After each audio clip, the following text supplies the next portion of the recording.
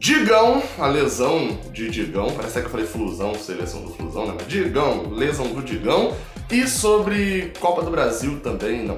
Isso, Digão, e sobre a lesão de Digão, na verdade, o giro de notícias de hoje, também falando sobre salários pagos e não salários atrasados.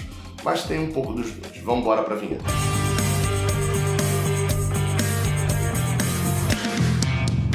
Seja bem-vindo, você guerreiro e guerreira de todo o Brasil, de todo mundo, aqui é o canal Raiz Tricolor. Eu sou o Gabriel Amaral, sou jornalista, sou tricolor. Deixe o seu like aqui embaixo, se inscreva aqui no canal. Vambora para as notícias, vambora para as notícias. Salários atrasados é um assunto que, infelizmente, a gente tem que conviver ultimamente, né? Porém, mais um mês de salário foi pago. O Fluminense, na verdade, eu vou explicar a notícia como um todo, né? O Fluminense, ele devia o salário de janeiro e agora vai vencer o de fevereiro, porque eu não sei se você sabe, mas quando você recebe o que você trabalhou nos 30 dias de janeiro, você recebe até o dia 5º dia útil de fevereiro. E o Fluminense já tinha pago metade desse salário de janeiro, agora pagou mais 30%. Essa é a notícia, está devendo apenas 20% do salário que venceu dia 5 de fevereiro, o salário referente a janeiro. Porém, a gente poderia dizer que o Fluminense é só com 20% da folha atrasada. E se você estiver assistindo isso nessa sexta-feira, dia 6 de março, isso é verdade. O problema é que no sábado, quando virar meia-noite ali, o Fluminense já deve mais uma folha salarial. Por quê? Porque o salário do trabalho de fevereiro vence agora no 5º dia útil, que é hoje, no dia 6 de março. O salário vai vencer e o Fluminense ainda não pagou. Então, mas assim, vamos lá. Antes de ler até sobre essa notícia, eu vi lá no grupo dos padrinhos do Raiz Tricolor. Se você quiser entrar, acessa o link que tá aqui na descrição e entra lá no grupo, né? Seja padrinho do Raiz Tricolor pra você entrar lá no grupo, tem sorteios, etc. E aí alguém colocou a notícia lá e teve outro que botou, porque, pô, cara, que maneiro ver o Fluminense pagando ali. Eu não lembro se ele usou essa palavra, mas algo do tipo orgulho, alguma coisa assim, do Fluminense acertando salários direto.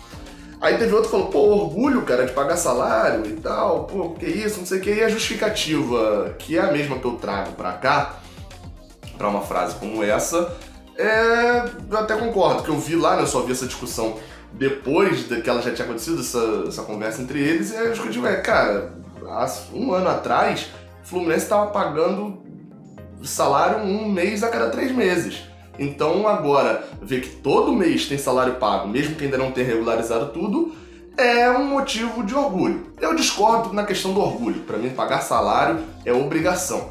Na verdade, para mim, a questão deixa de ser um motivo de tristeza. Talvez seja essa a melhor expressão, melhor até do que orgulho de pagar salário, né? Mas enfim, eu entendo essa questão toda do orgulho. E fato realmente, o Fluminense, eu falei disso aqui várias vezes nesse ano, que o Fluminense provavelmente vai pagar 12 ou mais meses de salário em 2020.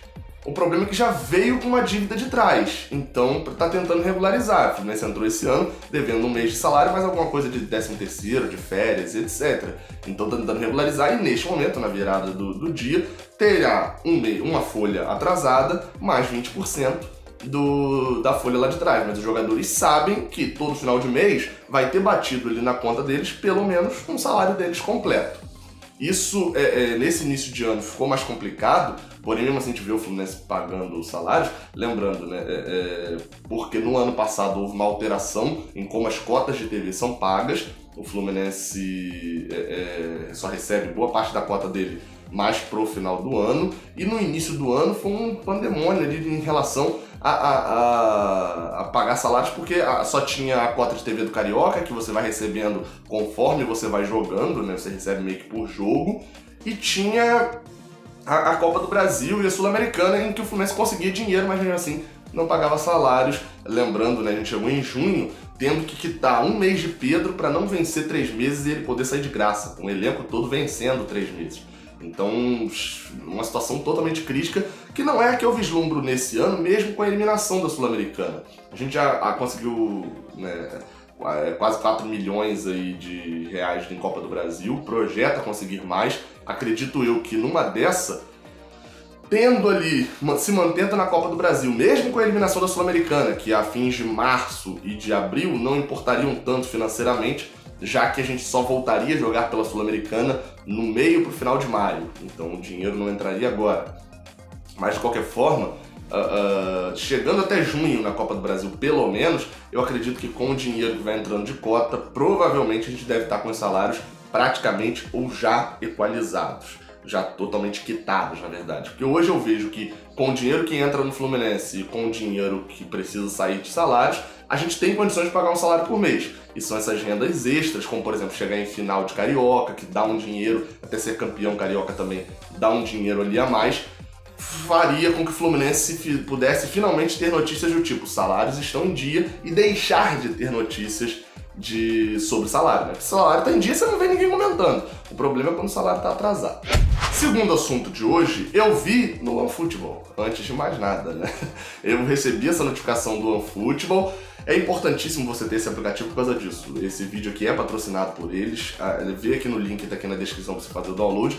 Você fica bem informado, o aplicativo é de graça, é conhecidaço aí, já todo mundo que assiste aqui o canal já ouviu falar. Só falta você aí baixar esse aplicativo. Você baixa, marca lá o Fluminense e vai receber notícia na tela do seu celular de graça, de graça, de graça, de graça. Então aproveita. E eu quis colocar o anúncio não lá no início do vídeo, nesse pedaço agora, para falar sobre Digão, porque era a notícia que eu vi primeiro lá no OneFootball. Digão tem um edema na coxa, foi diagnosticado com isso, está fora do jogo contra o Resende neste domingo e o departamento médico está tentando recuperá-lo para o jogo de quarta-feira que vem contra o Figueirense no Orlando Scarpelli em Florianópolis. Vamos então, essa é a notícia, ponto, né? Vamos agora para a análise. Provavelmente, acredito eu, que o Odair Hellmann vai utilizar, já não colocaria Digão para jogar nesse domingo contra o Resende.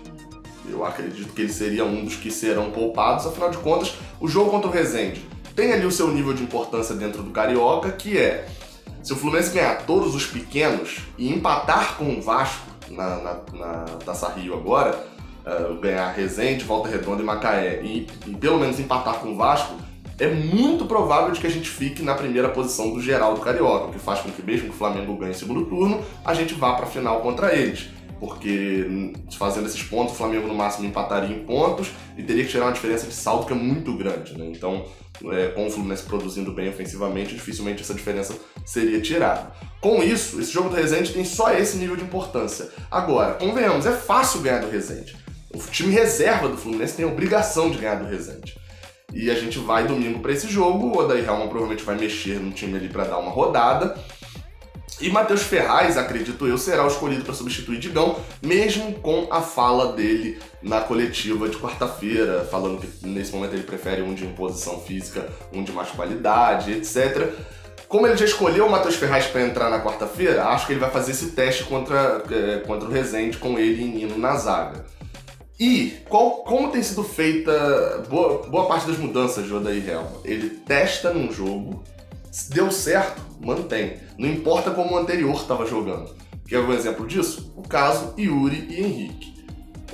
Yuri e Henrique eram titulares contra o Madureira, eles deixaram de ser titulares porque foram poupados. O Odair Hellmann testou Iago e Hudson, renderam muito bem, por mais que a gente já soubesse que iam render muito bem, mas ainda aconteceu deles renderem muito bem nessa partida. Aquele gol de Hudson ficou como que a marca do jogo, né? Aquele gol dele no final do jogo, do 5-1, com uma boa exibição do Fluminense. Outro nesse mesmo contexto aí é Marcos Paulo, né, também, que naquela partida que acabou com o jogo e também vinha de ser reserva contra o Motoclube. O Odair Hellmann olhou aquilo, por mais que na avaliação dele Yuri e Henrique não estivessem mal, manteve Iago e Hudson e fizeram mais um bom jogo contra o Botafogo da Paraíba e são mantidos como titulares. Então isso pode acontecer. Por baixo, Digão não comprometeu tanto assim nesse ano. Vamos ser sinceros, a gente acha até que isso vai acontecer no Brasileirão, dele comprometer?